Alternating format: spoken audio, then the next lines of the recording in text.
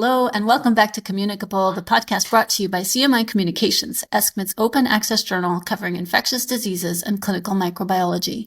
My name is Angela Huttner. I'm an infectious disease doctor at the Geneva University Hospital in Switzerland and editor-in-chief of CMI Comms. I'm joined by my co-host, Annie Joseph, clinical microbiologist at Nottingham University Hospital's NHS Trust in the UK and associate editor at CMI Comms. Hi, Angela. Hi, everyone. Great to be back. So today's topic is diagnostic stewardship in infectious diseases and clinical microbiology. And we're pleased to have two great experts on this with us today. So firstly, I'm delighted to welcome Daniel Morgan to Communicable. Dan is a professor of epidemiology and medicine at the University of Maryland in Baltimore, where he directs the Center for Innovation in Diagnosis. At the Veterans Affairs Hospital in Maryland Healthcare System, he directs epidemiology. Dan's research explores probability in medicine, medical overuse, diagnostic stewardship, infection prevention, and AI. Welcome to Communicable, Dan. Great to be here. Thanks for the invitation.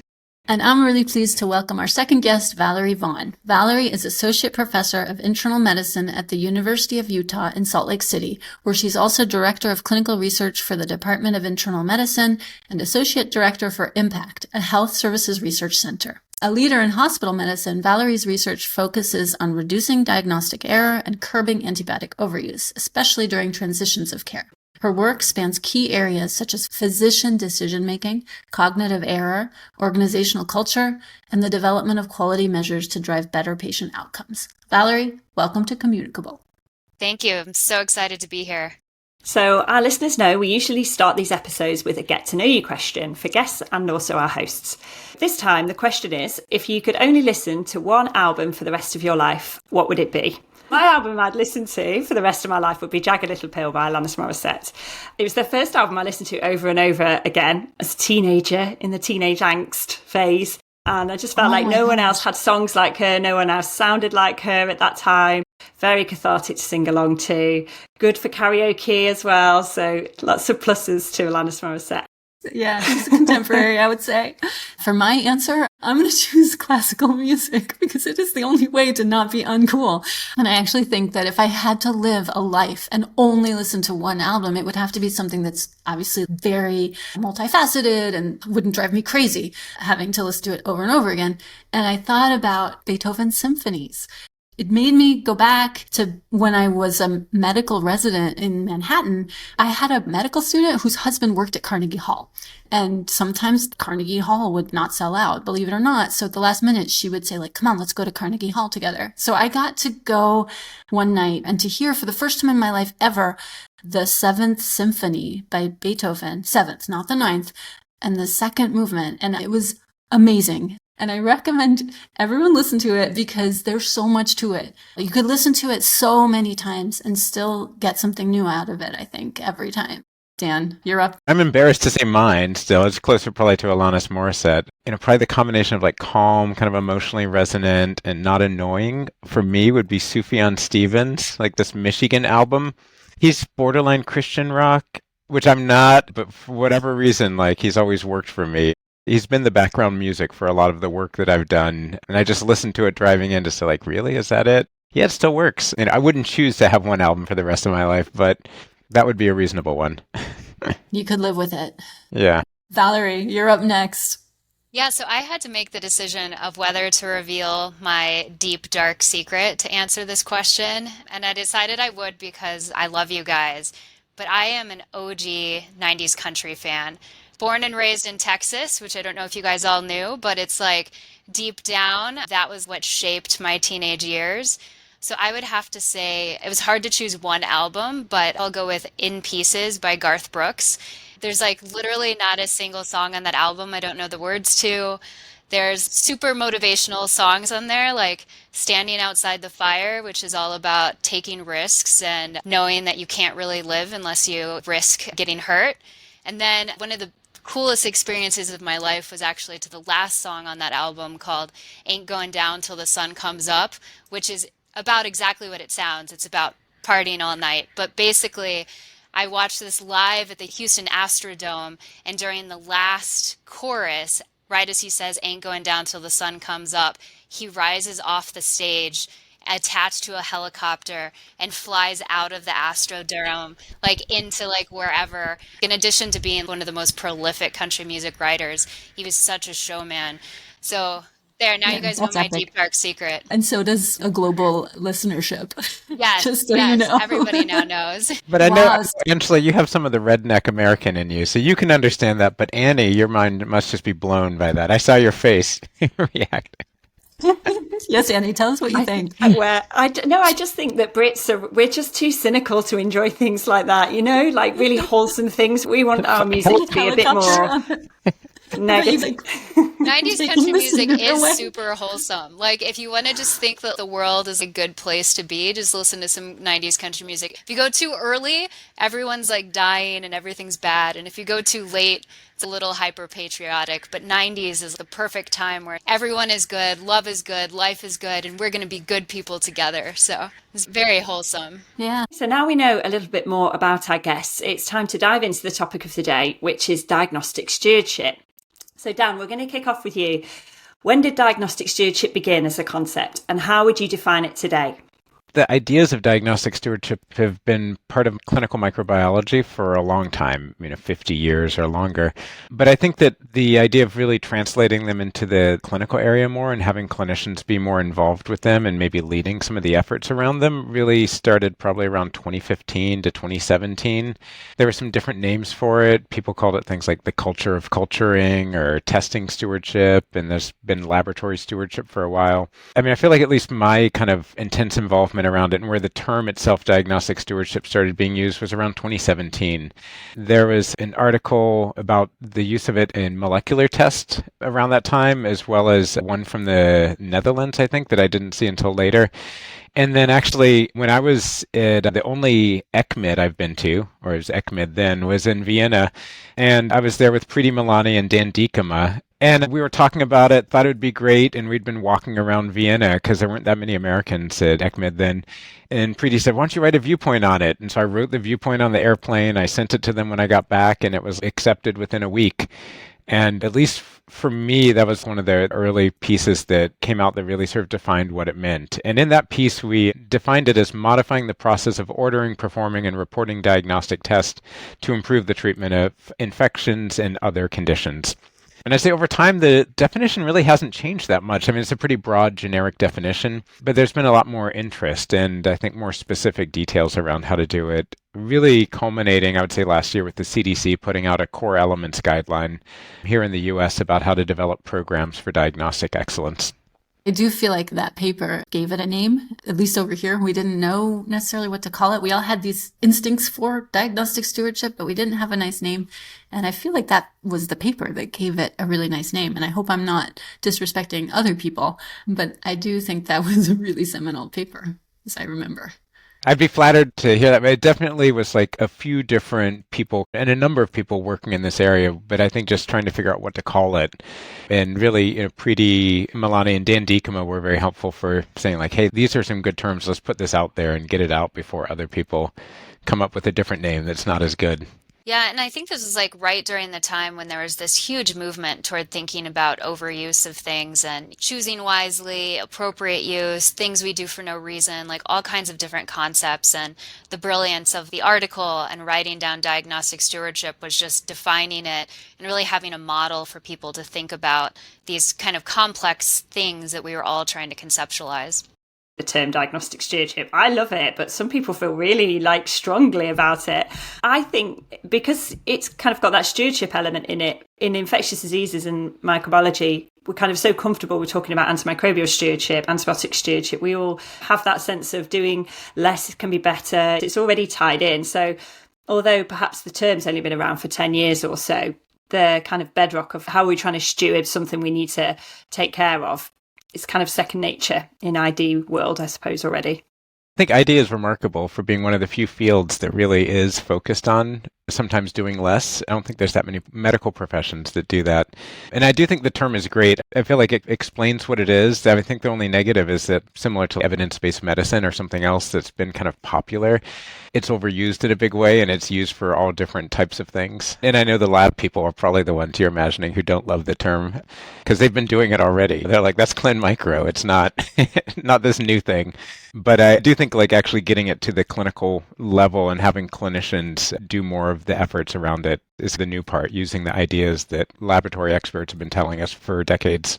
If I were to try to answer your comment, Dan, about why ID people are championing diagnostic stewardship, I think we're like the only field that has to deal chronically with shortages, with non-renewable resources, let's say. I can't think of another field in medicine where people have to do that routinely. Okay, so I will come in as the non-infectious disease doctor here and to defend my specialty, hospital medicine. Sorry, Valerie. So this is something Dan and I have had infinite conversations about, so there's no animosity here. But it's just, I think in the United States, for many reasons, hospitalists have been put at the forefront of trying to do things to restrict overuse of care.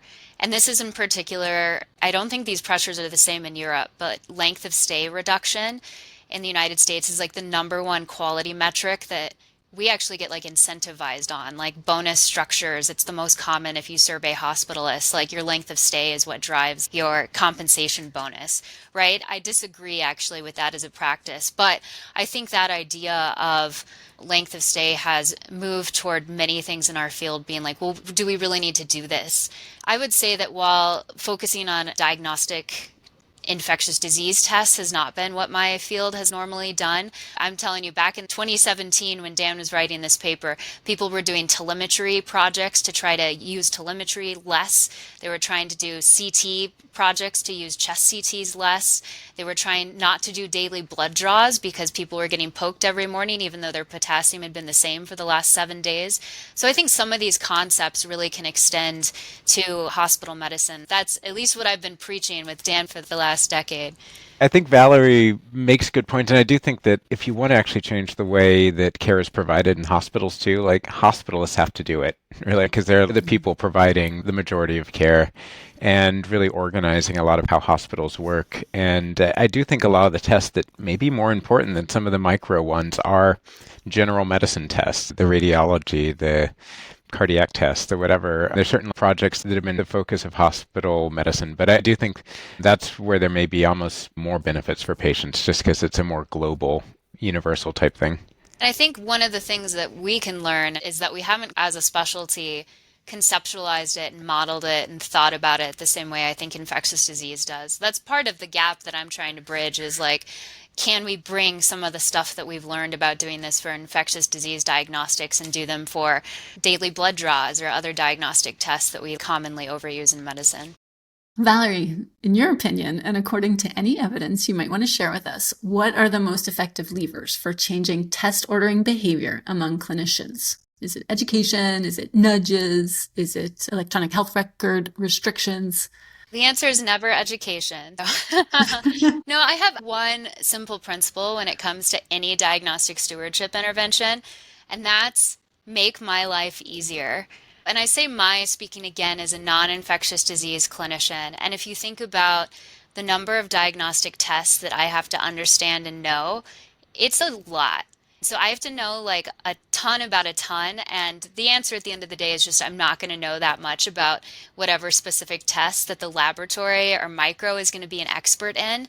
So whatever you can do to make my life easier, please do that. And I think this is one of the opportunities that diagnostic stewardship has and can capitalize on and has been capitalizing on. That's a little bit harder than antibiotic stewardship, where antibiotic stewardship maybe feels like you're restricting people. I feel like you can conceptualize diagnostic stewardship as helping people make the right decision. And so usually the best way to do that is through nudges, right? Where you make doing the wrong thing harder and the right thing easier.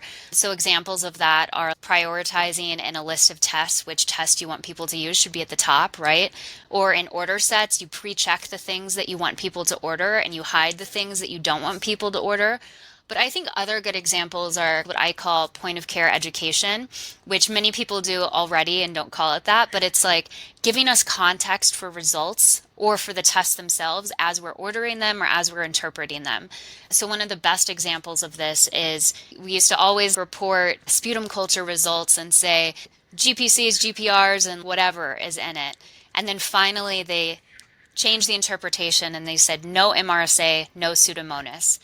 And any microbiologist probably worth their street cred would know that those say the same thing, but the person interpreting it doesn't necessarily know that. So it was translating the information from the complex into what people really need at that point of care, and suddenly people de-escalated the vanc and the Zosyn. So it's providing information as you need it. Already do this with cascade susceptibilities. That's a big one that's really helpful. Providing comments. This organism is universally sensitive to penicillins. This is usually a contaminant. Especially, I feel like they change names of the bugs all the time, and your non-ID people are not going to remember any of that. I feel like the ID people barely remember that. So we have no chance of remembering those things. So instead of educating me during a conference where I'm going to immediately forget it the second you've said it, like the point of care education where you remind me right as I'm interpreting the information is super helpful. And then I'll give one more example, which is the only time in my life I will say that a BPA or a best practice advisory is a good thing, because usually me and my colleagues hate those, right? It interrupts our workflow. But if you can provide information in that BPA that's hard for us to get otherwise, it's super helpful. So an example of this is like you go to order a C. diff test and it says, hey, did you know this patient literally just took some Miralax? Are you sure you want to order that C. diff test? Super helpful, because often the reason that I'm ordering it is because I just left a patient's room and the nurse is like, hey, do you know your patient's having diarrhea?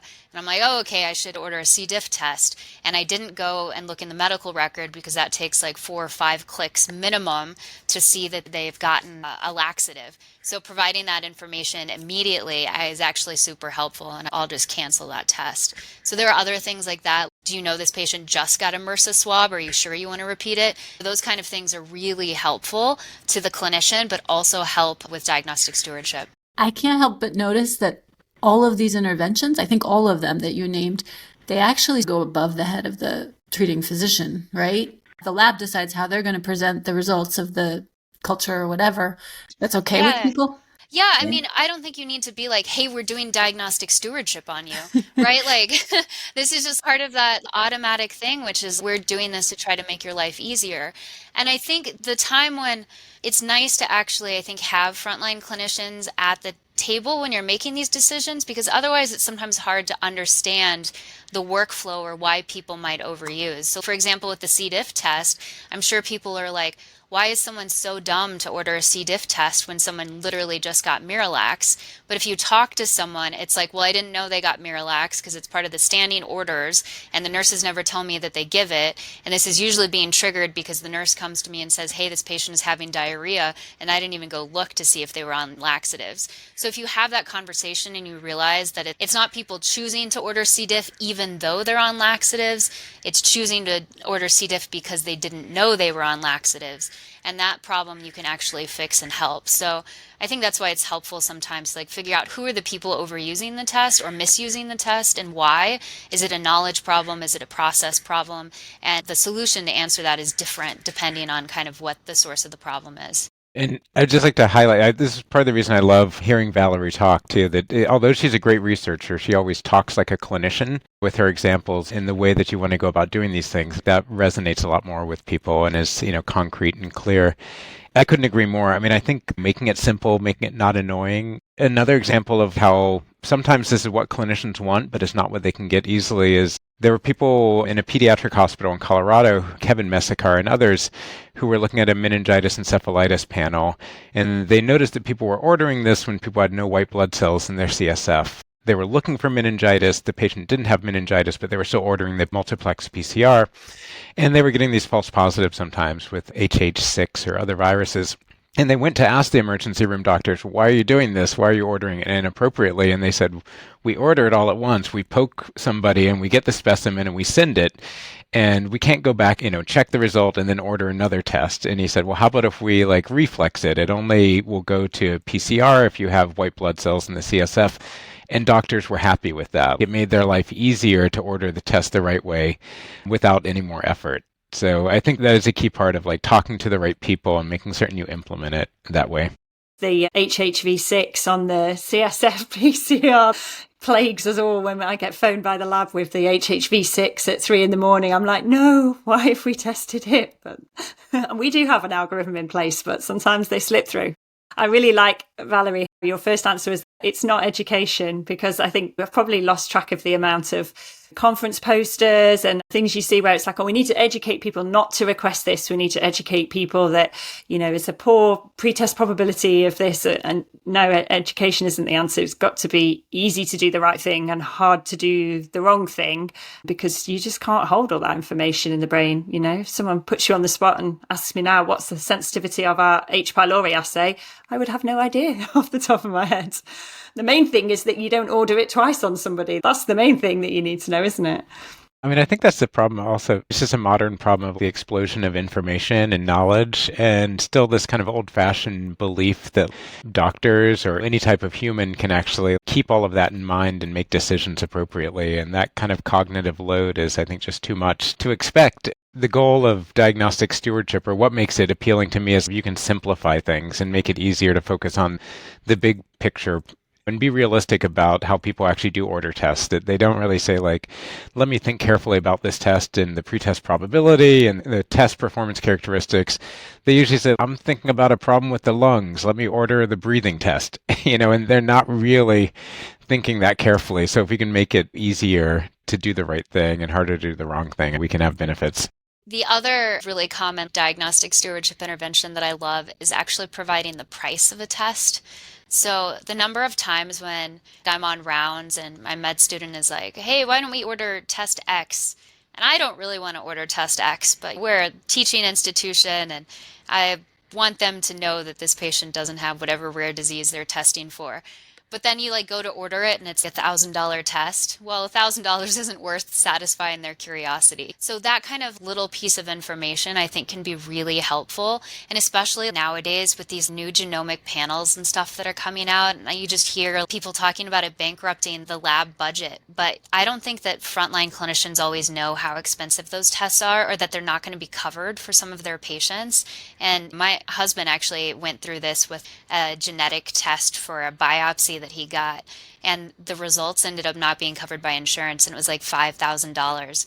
And so would he have said yes to it? Would the doctor have said yes to it had they known that would be the price tag? Probably not. And it's really hard to get price information. And this may be a totally US phenomenon, but I think a little bit more of the cost information would be helpful too. And I've seen some successful examples of that, but I think we could do way more. It's really interesting. There is part of me that was rebelling against this idea of okay, diagnostic stewardship goes above the individual clinician. These decisions are made and that's the way it's going to be. You could argue it's a little bit paternalistic, right? Now we're supposed to have autonomy as physician prescribers. But when you say, well, actually, it turns out you are prescribing something that actually could just fall on the back of the patient, and that patient then has to pick up the cost, maybe a little bit of paternalism is in order. Honestly, when you have a system where someone's got to pay for your decisions that you're making as an individual who is not entirely informed on all aspects. I mean, one of the phrases I like best that talks about nudges and framing is from one of the founders of behavioral economics, and I think he called it paternalistic libertarianism. But the idea that it is kind of paternalistic, it is trying to shape people and push them in a certain direction, but it still allows them to do what they want. It's going to shape what the lazy person does. It's going to shape what the person who's too busy does, but it's not making it impossible to have autonomy and make a decision still, which I feel like that's how you get a lot of reaction from people if you make something impossible to receive. But if you just make it a little bit harder, it's more of an annoyance that they won't do unless they feel strongly about. Yeah, and people with strong opinions are always going to find a workaround. But with most nudges, it should be relatively simple. Most people aren't going to have strong opinions about it. I think, Valerie, what you were saying there about knowing the cost of the test is really interesting. I mean, in the National Health Service in the UK, because it's free at the point of access and it's all taxpayer funded, and none of that cost is ever going to go to the patient individually to pick up either through insurance or out of their own pocket. I don't know whether we've lost that incentive a little bit. It's almost like, well, go mad, do the daily CRP, because it's almost like that money is just not tangible for the clinician who's ordering or for the patient. The patient certainly would never think about it, but for the clinician who's ordering, there's no sort of financial incentive necessarily. Yeah, and I don't necessarily think, I'm not advocating that cost should be like our number one determinant of anything that we do. I just think that when you, meaning the person ordering the test, doesn't know, hey, this is actually a really expensive test, I think it means that we're ordering it without like full knowledge of things. But there are other outcomes that I think are really important too. I know eventually we're going to get to pan culturing and stuff, but describing and showing a clinician what it looks like to get 2 sets of blood cultures at 3 o'clock in the morning from a sleeping patient, nobody actually thinks about the patient harm in that. You've woken them up, you're poking them, it's very uncomfortable. These are the things that actually patients hate the most about being in the hospital. And if you do it when it's totally a low likelihood situation that they're bacteremic, that is direct harm to the patient. Depending on what you're talking about, I think there are different kind of outcomes to think about. So cost isn't always the best one, but sometimes it can be useful. So we've touched on the use of order sets, and many hospitals use diagnostic panels or protocolized testing like pan cultures. What do you two think about sort of panel-based testing and protocolized testing? Is it a good thing, bad thing? I guess the first part of the answer should be don't pan culture. I think that's a pretty clear one. Even though that's what I grew up as a doctor doing. You get called as an intern and you're like, all right, do the typical cultures and call me back in an hour or something. There shouldn't be pan culturing or fever bundles, as some places call it. There should be a little bit more thinking, order for individual reasons. Ideally, have a sense of what you're going to do with the test result. It takes a little bit more time. We were just talking about the difference between the UK and the US, but I was talking to physicians from Japan who, I think Japan uses like twice as much radiology as the United States. So they certainly aren't afraid of technology and using tests, but they said they hardly ever use blood cultures, and that's because physicians draw their own blood cultures. So, there are different features that will create a barrier that make you decide you don't care that much about that test. If you had to go draw it on a patient in the middle of the night, as Valerie is saying, like, that'd probably make you very aware that it's not that important. And you'll do it if you think it's really critical, but, not so often. It's funny because we're arguing for protocolizing certain tests, but I think we should do it in a thoughtful process. Like, what is the output? So the idea that tests should maybe have some laboratory reflex testing so that you don't have the test done if it's inappropriate is great. But I think that some of the other protocols where it's like part of an order set or it's rote response to a nurse call, I think those are places where just like stopping those can improve practice a lot. 100% we should not be pan culturing. That kind of just goes against who we should be as physicians, which is people that are thoughtful and think through, okay, this patient has a fever. This patient has altered mental status. What's our differential diagnosis? How do we work that up? What's really hard is that pan culturing is often a knee-jerk reflex to be like, okay, I don't want to have to go through that process because I'm busy, so let's just order these like 4 or 5 tests. I really try to talk to my learners about, why are you ordering that? Does the patient actually meet criteria for treatment if that comes back as positive? But pan cultures, I think, are one of the hardest things to beat in the hospital because it's so easy to do and hard to see the consequences. But we'll always remember that one patient who we decided not to get a test in and they ended up having it, right? So the hard thing about human psychology is we always remember errors of omission more than commission, meaning if we didn't do something and there was a bad outcome, we're going to remember that for the rest of our lives. Whereas we forget all of the bad outcomes that patients had because of things that we did do. And that's human psychology, which means it's clinician psychology too. So I think pan culturing is one of the hardest things to beat. I will say in a positive way, I think I've seen changes over time in this. I think people are doing pan cultures less now than they used to, at least in medicine. Sometimes you still see it with some of the, not to throw shade at my surgical colleagues, but some of my surgical colleagues. So I do think things are changing, but this is going to be one that you have to change the underlying culture of culturing, and I think that's a hard thing to do. I think this gets at problems of overuse too, is that it's actually a lot easier just to order those tests. Like, If you're called, if you're cross-covering, it's just like when you have a patient in your office, say, it takes time to talk to them and explain to them or, assess them and figure out what you think is happening versus it's really fast to order a test. And maybe that's part of the problem with our system is that we've optimized for efficiency and testing and even giving drugs or something. Whereas what probably is the best value is spending the time with a clinician who's going to try to figure out what's going on and what you need as an individual. Yeah, I think that's such a good point, Dan, because often if I get contacted for advice, this patient's got a new fever, what test should we send? This is their background. We're thinking about doing this. What antibiotics should we start? Often my answer is, okay, the patient's stable. We don't know what's going on. Why don't you watch and wait? Let's monitor. Let's see what happens over the next couple of days.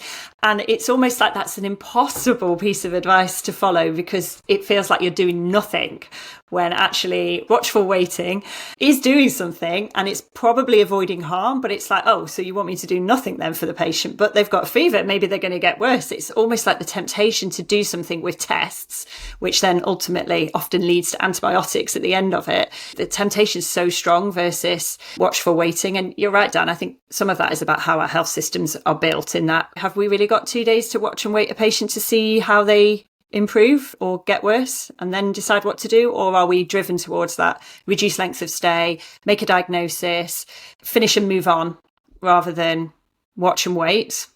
Yeah, I would say in Switzerland, we really have the luxury of waiting. You were saying, Valerie, that in the US, you get rewarded for short lengths of stay. We have some pressure here, but nothing like what you're experiencing in the US. And we do get that luxury of just being able to have somebody be hospitalized and not be giving them treatments. The diagnostic maneuver is just watching them and seeing what happens, actually. I was just going to say, to put this into context, like the average length of stay for a patient with pneumonia in the United States is 4 days. And whenever we see trials published from Europe, it's like people are in the hospital for 7 to 10. So at least twice as long as us. If you just think about that pressure. So telling one of us to watch and wait, that's going to be hard. The other thing that I hear with pan culturing is, well, I'm going to order it in case I need the information, but then I can decide if something comes back, like whether or not to treat it. And that is 100% false. So we did an antibiotic stewardship study with asymptomatic bacteria where we incentivized hospitals to reduce their treatment of asymptomatic bacteria. So that's an antibiotic stewardship target, right? So reduce antibiotic use for asymptomatic bacteria. And we found we were able across the state of Michigan, 69 hospitals, to reduce antibiotic use, but 100% of that reduction came from a reduction in inappropriate urine cultures and urine testing. Like once someone ordered a UA, got that positive urine culture, they were going to treat it, and the rates of treatment did not decline over time. They stayed between 80 and 84% over the years that we did this. But the rates of getting urine cultures decreased over time, and if you don't get a culture, you don't treat it. And so once you've ordered a test, if there's a false positive result, cat's out of the bag, like that's going to end up with a diagnostic cascade where you get more testing or a treatment cascade where you do more treatment. And it's really hard once you have a positive test to convince yourself it's not real, to convince the patient it's not real, or anytime care changes hands, now you have to have like another doctor also believe that it's not real. And that's just really hard to do. So along those lines, Dan, I imagine some people grumble that this diagnostic stewardship does delay true diagnosis. How do you reassure them that it's not harming people, that you're not withdrawing tests that patients should have a sort of a right to have? I think this is a lot like, say, sepsis, which is a condition in the United States has been focused on a lot for treating because it's often severe. But I think that you need to treat the patient clinically who's in front of you. If they're sick, if they're unstable and they may have an infection, you should give them antibiotics, right? You're not going to be waiting on a urine culture to figure out if it's a UTI or a pneumonia or something else. But if they're not sick, those are the patients where you have this room, and that's where we see a lot of the overuse is people who aren't very sick, they're kind of confusing, they're a little weird or odd, they're not quite right, but they're not somebody with a low blood pressure or tachycardia or something where, you're worried that they actually could die while they're in the hospital. So I think the biggest part is treat the patient in front of you clinically, and if they are sick, often we give antibiotics even if they may not have an infection. I think that This tends to be more of a theoretical concern also when we switched to the way that we did urine culturing to only process cultures if they had pyuria. There were people who were worried. There were people who made arguments that were often theoretical, like, what about neutropenic patients? Maybe that doesn't happen, which who knows? Once it was enacted, everyone stopped noticing even. Like, we made small switches to it, and I tried to educate people just to get out in front of it so no one would feel like we were hiding information. And mostly people were like, what? Huh? How does it work? And a lot of test results, people don't read that carefully. And it's a lot like, say, the microbiology comment, where it will say more than 3 organisms isolated in this urine, it's likely contaminated. And people just don't think anymore. They're like, all right, it's a negative culture. Versus if you gave all the 3 of those organisms, people would do a lot with them. But I think that we don't have the headspace to really think carefully through all of it. And so often people don't see this as being a problem once it's available. I guess the other key part is not fully restricting it. If someone wants a test, having an option that they can get it if they want to put in the effort of calling the lab or clicking a few more buttons in the electronic health record. I actually really like having those conversations. I mean, we have a few restricted tests in our lab where it has to be on consultant microbiologists say so only. And they're the best conversations. You can really get into it. Often they're the really complicated patients. You can really have that discussion about what is the pre-test probability here? What's the differential diagnosis? What are we trying to include with this test? Maybe there's a better test, an even more expensive test probably, that I might suggest instead of the beta-D-glucan or something that they wanted, or the procalcitonin or something that I'm trying to restrict. But they are such high quality discussions to then have. And often you can get that little bit of abrasiveness, like, I want to order this. Can you just do it? Can we just make the lab do it? And then they usually come around really quickly to be like, oh, okay, well, I didn't know that actually about the specificity being really poor, or whatever it is about the test. They can be really good for kind of teachable moments, I think, restricting, as long as you've got enough time and, I guess, people to handle those queries. I was just going to add to that. Antibiotic stewardship ended up kind of being branded as we're trying to reduce the amount of antibiotics. And if you hear Arjun Srinivasan talk about antibiotic stewardship, he says that's not what it is. It's trying to get the right antibiotic to the right patient for the right indication. So it's about improving use of antibiotics. It's not about reducing use of antibiotics. And with diagnostic testing, we have focused today on reducing use because there's so much overuse. But I think it's also helpful to think about diagnostic stewardship as improving use of diagnostic testing, not reducing use. And there was a really good example that we had presented at our pre-course at ID Week on diagnostic stewardship, which was about increasing HIV testing in the state of Utah, which is worst in the United States for HIV testing. And basically what they did is if anyone came in and they got gonorrhea, chlamydia, syphilis testing for whatever reason, they automatically got tested for HIV as well to try to increase the use, especially in our super rural communities where it might be hard to get people in to do HIV testing. And so they had to put in a whole bunch of processes in place because the ED and urgent care clinicians were worried about, well, who follows up a positive result? So they put in processes in place to do that. But that was an example where you're not trying to reduce testing, you're trying to screen a vulnerable population that is getting under-tested. So Dan wrote a nice piece for CMI Comms. He was one of our earliest authors, and we're very grateful, and everyone should go read the paper, and we'll talk about it in a minute. You define diagnostic stewardship. It's the right test at the right time for the right patient, something along those lines. Yeah. That is another definition that we've used, the right test for the right patient. And then we tried leading to the best outcome, which is the hard part for all testing, to know how it's going to impact decisions and actual patient outcomes. So Dan, speaking of that piece that you wrote, which I loved, it's a very short piece and it says something I would say perhaps maybe people might think it's self-evident, but to me it was a really good point and I hadn't really heard it expressed so nicely, so concisely. Can you tell us what you were talking about in that piece, and we'll put it in the show notes. Great. Thank you. And I should say it was great of you, Angela, to invite a commentary, and then you sent it to 3 reviewers. So we're a quality outfit here. You guys are rigorous there. You got a lot of reviewers. I did not have a hard time finding reviewers for that paper, Dan. So this is diagnostic stewardship is a very sexy topic, you see.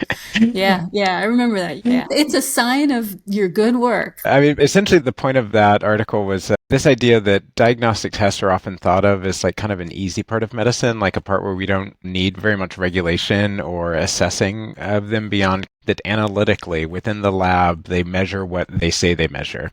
Whereas as a clinician, I really want to know, like, what does it mean for caring for somebody? And you can get at that with clinical studies that aren't randomized, where you can get a sense of how good are they at diagnosing a disease versus a gold standard or something. But really, what would be ideal is randomized controlled trials, which, of course, this is more of a theoretical in the United States because we don't do randomized controlled trials for big interventions, much less diagnostic tests. I do think that diagnostic tests, especially some of the more expensive or difficult ones or ones with harms to patients, should be looked at this way, where you can see like what's the real impact downstream after they get the test or don't get the test. And there is an interesting review by John Yanotes.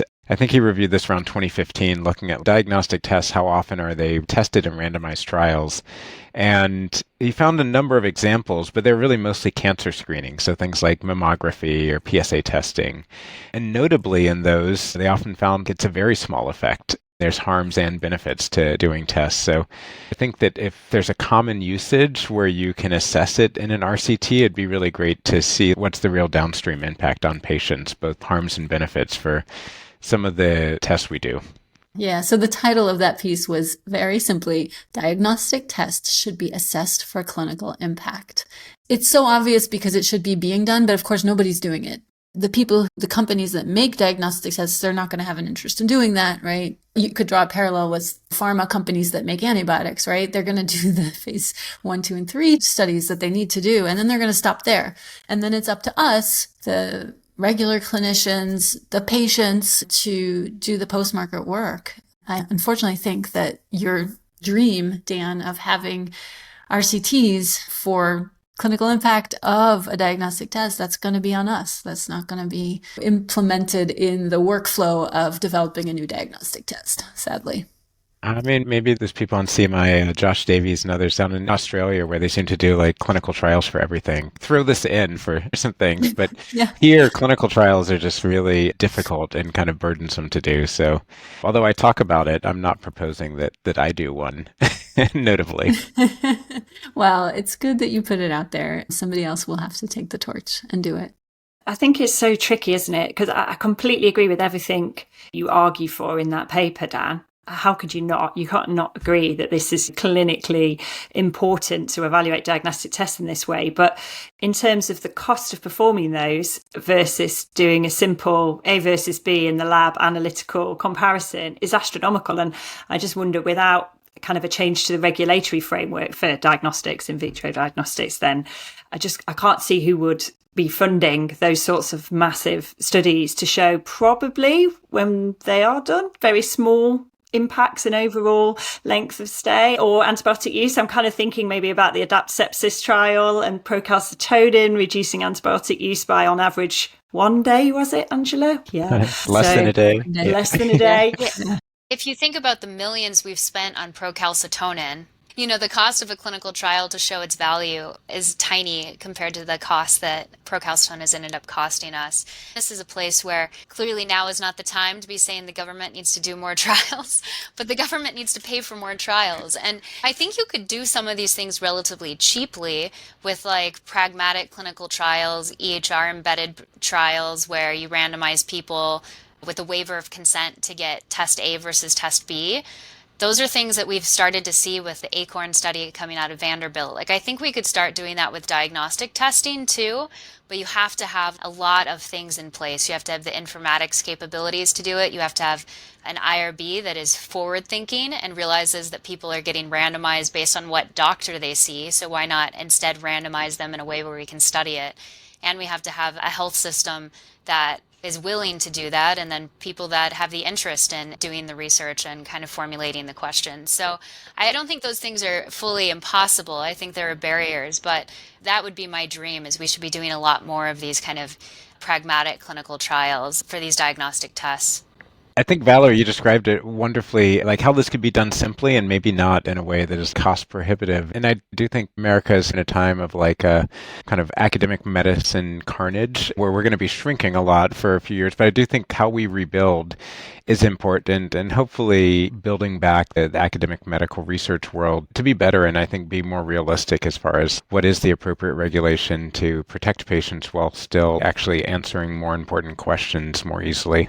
I fully agree, Valerie. I love the ACORN study just because it exists. We have tried. In Switzerland, there's just no way that any ethics committee would allow any randomization to occur without informed consent, a written informed consent from the patient, even if, as you say, we're pseudo-randomizing patients all day long to diagnostic tests, to different treatments. It's happening all the time. But when it's just in the clinic, it's not their problem. Yeah. How many times do we do shared decision making about the blood cultures we order at 3:00 in the morning, right? We don't consent patients to a lot of the diagnostic tests that we order in hospitals. And so to think that you need to go above and beyond that for these pragmatic trials, I think is just so hard. You end up just providing worse care to everybody because you don't have the evidence to figure out what the best care is. Yeah, I fully agree.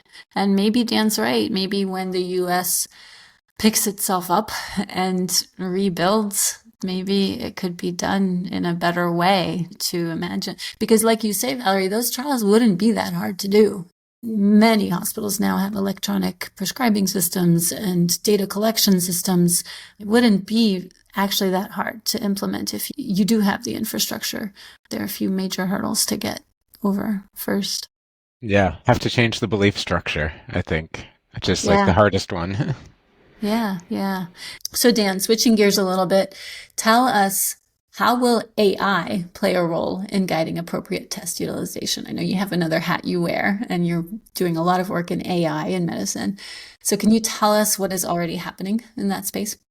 The AI space, I'm mostly talking about generative AI as being the different part from the predictive AI that we've had for a long time, like the sepsis prediction rule type examples. I think people are really talking about it a lot and there's a lot of interest, but outside of, the AI scribes that can help people write notes faster, it's probably not actually implemented that much in hospitals right now.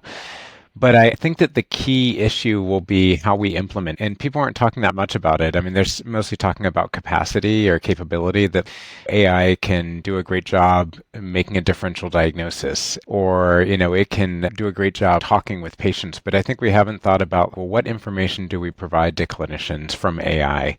How do we implement it? How do we give the right amount of information and not guide people to do too much the way that often we do too much in our current system anyway? And I think that all these subjective elements are being decided currently by companies who are building this AI that then is plugged into the EHR. I mean, if you go to a chatbot and you put a case in and you ask it like, hey, what's the best high value care I could do for this patient? You'll get a different answer than, I'm worried there could be cancer. Please tell me what to do. Because it has this problem with sycophancy of trying to answer what people want. And so I think that both the financial and regulatory type barriers that are out there for clinicians right now will drive the same processes in AI, that if we're not careful, it may tell you to do more, or it may give you a differential diagnosis of 10 items. And then, for poor Valerie, who's admitting someone as a hospitalist, will say, oh, well, we didn't really answer that 9th item. Let's order a test because it's there now. So I think we need to be really careful about how humans make these decisions around AI being built into the clinical world, because they are subjective and they can lead us down different pathways. Okay, so what I'm hearing is it doesn't sound like it's implementable at this point, or that you would trust it. I think it had to be implemented carefully. I think it's really good at making things more efficient and like reading lots of notes and maybe summarizing them or helping people find information. So Valerie's example of like not knowing if someone's on a laxative, that's one. It stands for the generative AI has access to the entire medical record. So it could be great for that, because then you could just ask it like, hey, has this patient received a laxative? And it'd say, yes, 2 days ago, or earlier this morning they got it. So I think it can be helpful for that, but I think that it could really go in different directions. And especially if we're just asking it to make care decisions, it will have a philosophy that is either unstated, but will be driving towards like action bias and doing more, or it could be driven towards high value care, but it's how we decide to do it. or how the companies decide to do it. And right now, I don't think there's a lot of thoughtfulness around what those decisions will be. I will also say that if we think AI is a thing happening in the future, like it is already here. I don't know if you guys have seen this, but every time I walk into a workroom, it's like every computer is open to New England Journal of Medicine Open Evidence, and that has replaced UpToDate for our learners. Like they're all using AI for everything nowadays. And I think that's probably not the right answer right now, but nobody cares what I think and nobody cares what we think. Like that is what the young people are doing. And I will say that all of the AIs that I use for writing and things like that have gotten infinitely better in the last 6 months. Like I haven't seen a hallucinated reference in the last 2 months that I've been working with the LLMs. So the problems that they had 6 months ago are better now. And I suspect that come a year from now, it's going to be even better. The speed of improvement is just so vast. And I think what would be smart to do is kind of try to see how can infectious disease, how can people who are thoughtful about overuse, how can we be helping the AI's bias? Can we be the ones that are actually influencing the underlying motivations and framing that the AI has, rather than letting that be externally controlled? Now we have a sort of lightning round of questions. So here we go. What is the most overused test in hospitals today? Valerie? So I'm actually going to say chest CTs. We just got some really interesting data from the pneumonia collaborative I work with in Michigan. In patients who have a diagnosis of pneumonia, have a pneumonia on chest x-ray, 50% of them still get a chest CT. And we saw this jump after COVID. So I think some of it is probably people were concerned about concurrent pulmonary embolism, but 50% of people do not have a PE that have pneumonia. I mean, that is a huge overuse. And it hasn't gone back down after COVID. It's like people started doing it during COVID, and now we're just doing chest CTs on everybody who walks in to the ER with pneumonia. Is that also just availability, like physical availability? Those hospitals bought more machines during COVID because there was demand, and now the machines are there, and it's just better easy. use them. I also think, sorry, go ahead, Dan. The test I was going to throw out there is one that also is I think I would blame COVID for too, and that's CRP. I know Angela loves CRP and thinks it's a great test, but CRP and even lactates, I feel like those were tests I always thought they're just not very good tests. We don't use them much, and then they both popped up at different times. I mean, lactate, it was the sepsis people who got us testing that all the time. And CRPs, it felt like it was COVID, and people were like, yeah, we're looking for inflammation. What does that mean? I don't know. We have a white count, what is it going to be done for? And this isn't that we should never do a CRP. I'm not trying to hurt anyone's feelings. In a bacteremia, it's a great test. You can shorten antibiotics, I hear, but daily CRPs is probably not what every patient needs in the hospital. Okay, you're killing me. All right. First of all, no one should have a CRP every day. I'm fully on board with you there. The CRPs, it's a tool that you need to know. I don't want to waste everyone's time on this, but it's a very imperfect tool, a CRP. And we all know this. It's very sensitive, but not at all specific. You can't use it willy-nilly. You need to know how to use it. But guess what? It costs $5. It costs almost nothing compared to a chest CT or a PET scan, which is what we're doing here. Every other patient's getting a PET scan now. Anyway, we can have that discussion offline, or you can read the letter that I wrote with Daphna Yahav and Pranita Tama to defend appropriate use of CRP. Let's put it that way in CMI. See a pro-con debate coming for our next diagnostic stewardship free course. We wanted to do biomarkers next year. We should have you guys debate CRP. So next question in the lightning round. Valerie, what is the most underused test today? Does the physical exam count? Or does that just make me sound like an old person? Okay, No, it counts. It's a test. I feel like I have a story to tell, which I think you wanted quick answers for this, so I'm sorry, but story to tell. So you guys all know my husband. 2 years ago now, he was having daily high fevers, and fevers so bad at night he was hallucinating. Of course, we all thought it was COVID. And finally, with the third negative at-home COVID test, we took him to the ER. The ER, of course, redid a COVID test, which was still negative, and then did our favorite thing of all, the pan culture. So blood cultures were negative, urine culture was negative, chest x-ray was negative, and they sent him home. And I remember, because I was there with him, that there's no physical exam. The ED doctor did not do a physical exam. So when he got home and he again had a fever to like 102, I was like, okay, I'm going to do a physical exam on you. And I remember I got to the abdominal exam and I was like, I can feel your liver.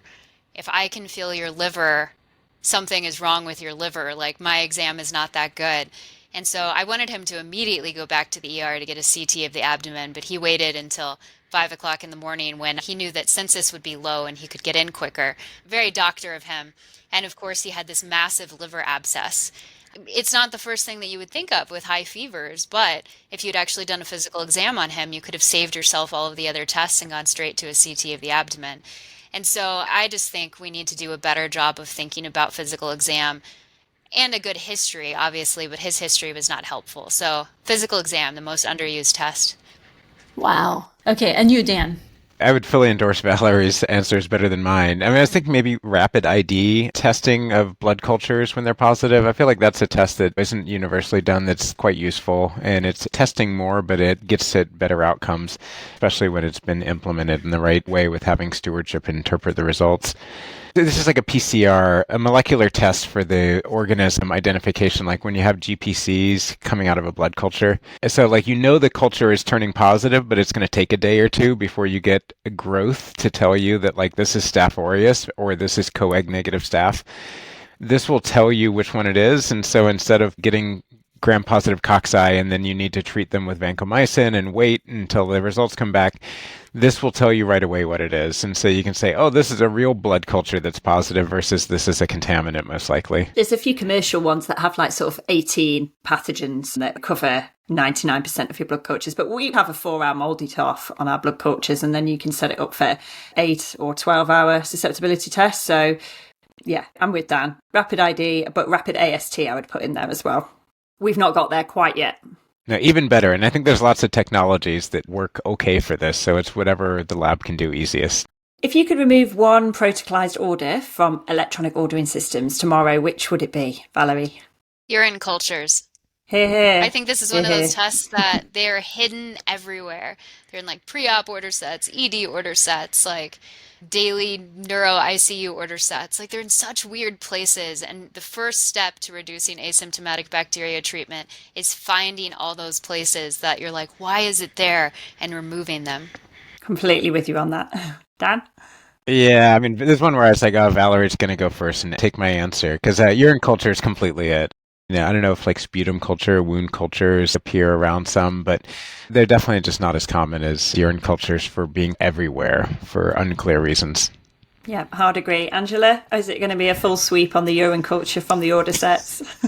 Yeah, I would have to agree with urine cultures because of the scope of the damage that is done by the ordering. But I have to be honest that I think what I truly dislike more is the sputum culture, because it's just, honestly, in a urine culture, I think it's easier to interpret. Of course, if you have the, what do you call it in English? The sediment, the urinalysis. English. The urinalysis. Thank you. The microscopic exam. Yeah. Like if you have that, a urine culture is quite easy to interpret. Whereas a sputum culture, like for non-ID people, I mean, it's so misleading and it just leads to such abuse. But I think it's done less often. I think Valerie's right that urine culture finds its way into everything. So you'd have to attack there first if you wanted to improve things. Yes. Next question is, Valerie, what's one diagnostic habit you've changed personally? Yeah, so I think one, and this goes back to maybe after, again, having Matt in the hospital and seeing him woken up at 5 o'clock in the morning for his morning blood draws, but also just like the experience of seeing how others order tests is I really try to bunch my testing. And that's probably not the answer that is super infectious disease related, but instead of ordering like, oh, let's think about this and I'll get it now. And then, I try to make sure someone only gets poked once.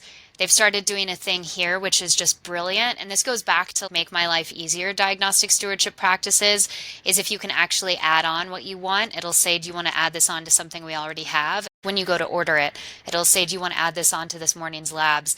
And oh my gosh, I remember as an intern and resident at Michigan having to call down to the lab to add on a test. And now the fact that we can just do that makes my life and the outcomes for our patients so much better. And finally, if you woke up and found out that our current public funding context was really just a bad dream, and you actually had £1 billion or $1 billion to do the study of your choice, which one would you do? It has to be diagnostic stewardship, obviously. Well, I'd harken back to the conversation we were having earlier, and I'd create the ultimate learning health system where every diagnostic decision that we made was part of a pragmatic clinical trial. So we'd be constantly having evidence to support the use or non-use of all of the diagnostic tests that we're doing. Before we retire, we will see this done. We will. Love somewhere besides just Acorn. But anyway. The Acorn people actually just did this with a MRSA NARS swab test in the ICU. So the Vanderbilt people are making this a habit. We just hired them for a clinical trial we're putting in January. So hopefully it's going to be routine in the United States in the next 5 years, especially if you can't pay millions of dollars to do a real clinical trial. This is the only way to move knowledge forward in the interim. Great. And if I had that much money, I'd probably give it to Valerie for this idea. If we could really change the way the system generates information, it would be key. And I do think you could do these practical trials where you either get the diagnostic now or you can order it again in a day if you want it or something. Like have things that don't really change the care that's provided outside of that one test. And especially with, say, CT scans, I think you would find pretty remarkable results, how much it doesn't actually change practice or may even lead to harm in ways that is hard to assess without a randomized study. And a true learning health network system would be well worth it. We talk about that a lot in America, but it rarely happens. Still things we can aim for before we retire. So for the two of you, are there any last messages that you want our audience to hear before we close? Valerie? Yeah, I'll just say again what I kind of said in the beginning, that my favorite thing about diagnostic stewardship is you can both improve patient care, but also make the lives of the clinicians that are doing the care easier. And so please make my life easier. Similarly, I'd say just think systematically about tests, when they're helpful, when they're harmful, and then try to build that into a system if you can. And that's what I think is really the basis of diagnostic stewardship, is changing the system so it's easier to do the right test. And it requires a lot of time to think about when tests are useful or not, but then trying to make that more hardwired so it's not dependent on each doctor to learn the right way to do each of the decisions we make 100 times a day. Thank you so much to our guests today, Professor Dan Morgan from the University of Maryland and Professor Valerie Vaughn from the University of Utah in the USA. And thank you for listening to Communicable, the CMI Comms podcast. This podcast was hosted by Angela Huttner in Geneva, Switzerland, and me, Annie Joseph, in Nottingham, UK, editors at CMI Communications, ESMID's open access journal. It was edited by Dr. Katie Hostetler-Oy and peer-reviewed by Özlem Türkmen Recen from Çınarcık State Hospital in Yalova, Türkiye. Theme music was composed and conducted by Joseph McDade. This episode will be citable with a written summary referenced by a DOI in the next 8 weeks, and any literature we've discussed today will be found in the show notes. You can subscribe to Communicable on Spotify, Apple, wherever you get your podcasts, and also find it on ESMID's website for the CMI Comms Journal. Thank you for listening and helping CMI Comms and ESMID move the conversation in ID and clinical microbiology further along.